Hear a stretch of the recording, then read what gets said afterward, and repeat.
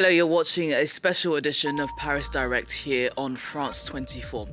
Several US military bases are now being targeted across the Middle East as Tehran retaliates against massive and ongoing US airstrikes.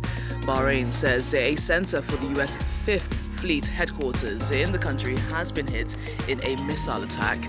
Iran is making good on promises to respond with force to the major combat operation launched by the US and Israel earlier today in what is expected to be a multi-day operation named Epic Fury. While the first strike appeared to land near the offices of Ayatollah Ali Khamenei, Iran's supreme leader. Speaking earlier, the US president called on the Iranian people to rise up and force regime change. Well, it follows weeks of Trump threatening to strike Iran, ordering a US military buildup in the Middle East to pressure Tehran into agreeing to a deal over its nuclear program. Liza Kamenov has the latest.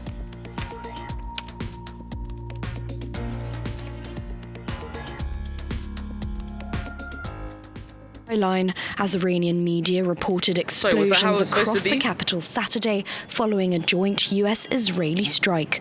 The first blasts were heard near the offices of the Supreme Leader Ayatollah Ali Khamenei. Security forces were swiftly deployed, blocking all roads surrounding the leader's residence.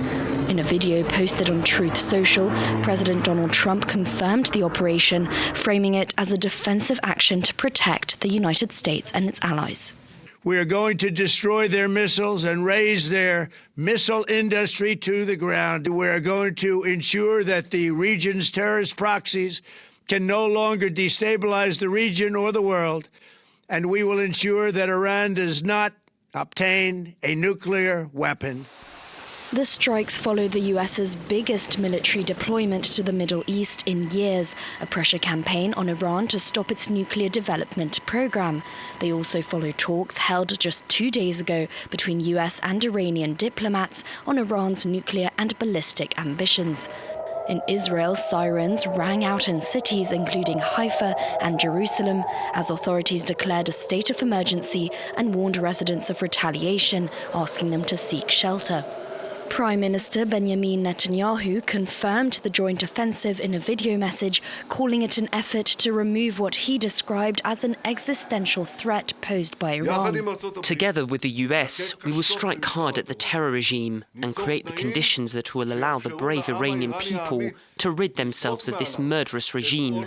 Citizens of this wonderful nation, this is your opportunity to establish a new and free Iran. Take your destiny into your own hands. Iranian media reported that the Iran Revolutionary Guard Corps announced that a first retaliatory wave of missiles and drones has been launched against Israel in response.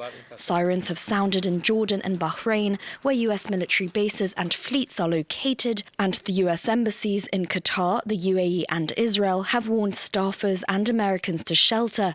Flights have been suspended to Israel, Iran and neighboring countries.